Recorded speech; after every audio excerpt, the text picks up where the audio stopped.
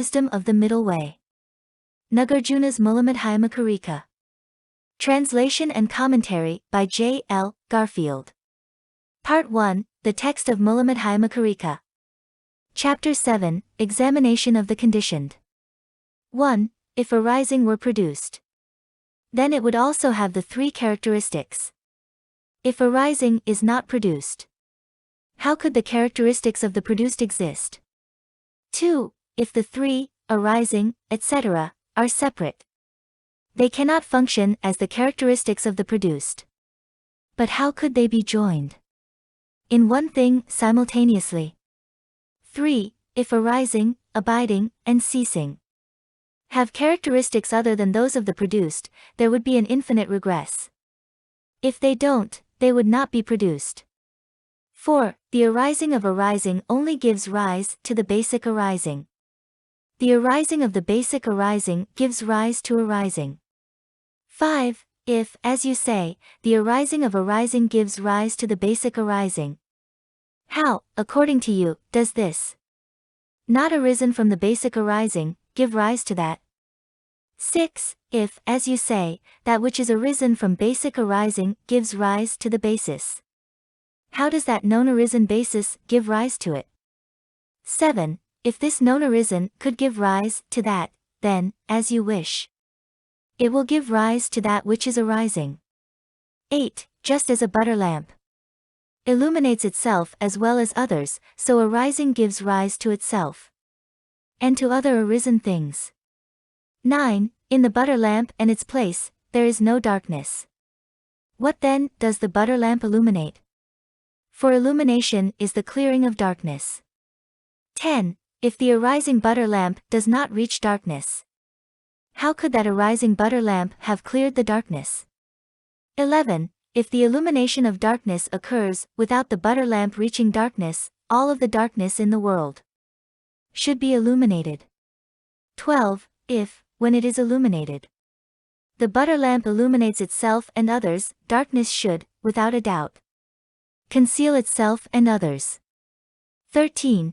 How could this arising, being known arisen, give rise to itself? And if it is arisen from another, having arisen, what is the need for another arising? 14. The arisen, the known arisen, and that which is arising do not arise in any way at all. Thus, they should be understood just like the gone, the not gone, and the going. 15. When there is arising but not yet that which is arising, how can we say that that which is arising depends on this arising? 16. Whatever is dependently arisen, such a thing is essentially peaceful. Therefore that which is arising and arising itself are themselves peaceful. 17. If a known arisen entity anywhere exists, that entity would have to arise. But if it were non-existent, what could arise? 18. If this arising gave rise to that which is arising, by means of what arising does that arising arise? 19. If another arising gives rise to this one, there would be an infinite regress. If something known arisen is arisen, then all things could arise in this way. 20. Neither an existent nor a non-existent can be properly said to arise, as it is taught before with. For neither an existent nor a non-existent. 21. The arising of a ceasing thing is not tenable.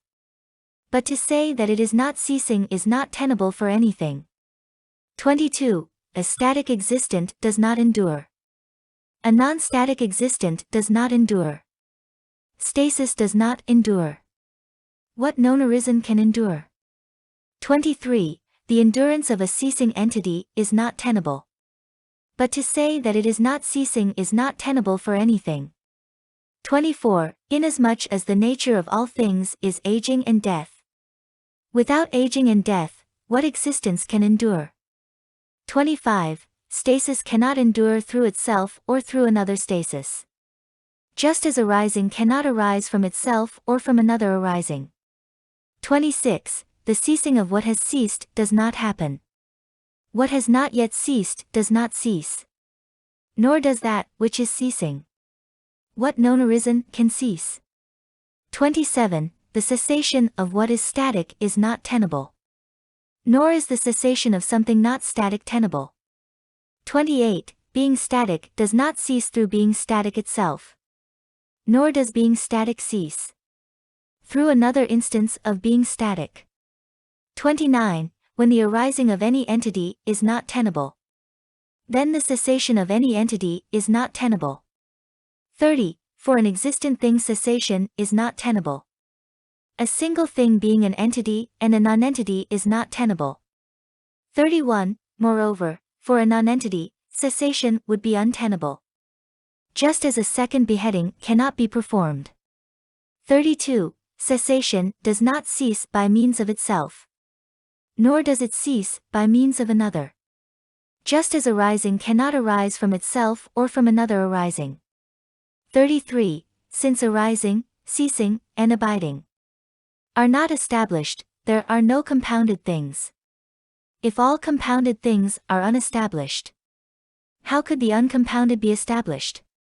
34. Like a dream, like an illusion, like a city of Gandharvas, so have arising, abiding, and ceasing been explained.